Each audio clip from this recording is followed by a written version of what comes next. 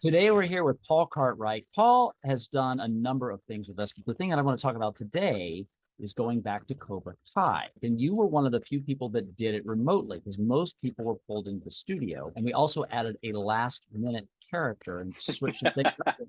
The first questions I wanted to really ask you about were Doug Rickenberger, which was the main character that you were ultimately cast for, and then the other things were added because of that.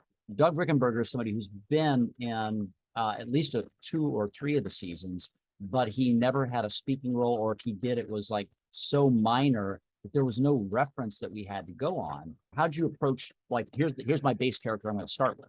Knowing that we've seen this character but don't have a vocal reference, that was nice to have free reign to kind of go wherever I wanted.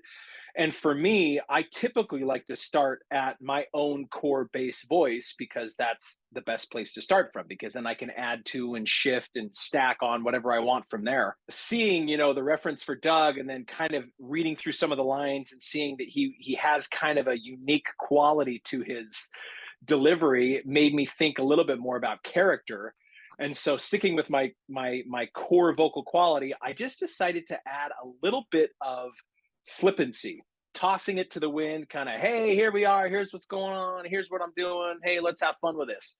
And so it was really lighthearted and really fun to play with. And really, for Doug Rickenberger's character, for what we did know about him, that flippancy was really a good thing. How close, from your perspective, was this to, yeah, this is me? Yeah, very close for Doug. I often bring a lot of that flippancy to my own life and just kind of that lighthearted kind of goofing around. And especially in my younger years, I was very much of that mindset of just, hey, what's going on, guys? Let's have fun. It did not take us very long. We did just a couple line readings and it was like, yeah, this is him. This is the guy. Let's go with it. And so we tapped in really quick to Doug and then just went for it.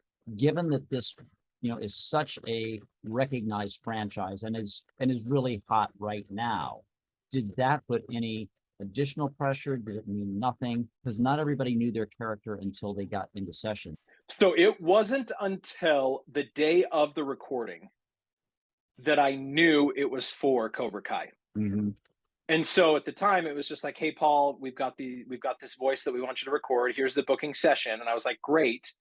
But it wasn't until the day of when it was like, oh, by the way, this is Cobra Kai. And so there was that initial feeling of like, oh, this is a big deal. Like Cobra Kai is huge right now. But at the same time, as an actor, you have to be able to say, this is a big deal, but I got a job to do.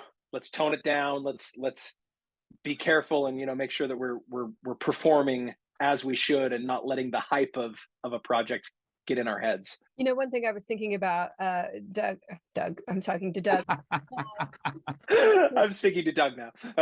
It made me realize, when you said you connected to your younger self, how important it is to remember who we have been at all the stages in our life. Then it's there to be applied or comes up even without even knowing it. You have that essence of yourself in a previous point of your life available for any character at any time. I know a lot of actors who they try to live in the moment of their character, which is important. But at the same time, you have lived a life of experiences. You have lived a lifetime up to wherever you are of life. And all of those experiences add to and support and inform all of your acting choices. And so, yeah, there's no reason to shy away from what you've done in the past. In this instance, like we just said, it informed my performance. It only helped. Mm-hmm. How hard is it or easy is it for you to tap into that? For me, it's a little easier because I my method of acting comes. So I'm a 20+ year stage actor that then morphed into film, TV, and voiceover. And so for me, all of my acting has been kind of in its own little world of, I call it a switch. So it's basically like, here's the background, here's the idea, flip the switch, go for it. So I'm not a live in it and breathe in it and absorb it every time I can. For me, it's like I have reference, I have an idea, I've got feelings and experiences, turn it on and just run with it. Mm-hmm. And so for this, it was simply just, what was I like when I was 16? Flip it on. Let's go. That really speaks to how in touch you are with yourself and the ability to go to that place so quickly. And to be vulnerable enough to recognize you've got to just let go. Like maybe it's not what's needed, but I'm willing to go there to see if that's what's needed Yeah. and to be vulnerable enough to say, does this work? And if not, great. What does work? Let's fix it. So, yeah. Paul, thank you very much. This is lovely as always.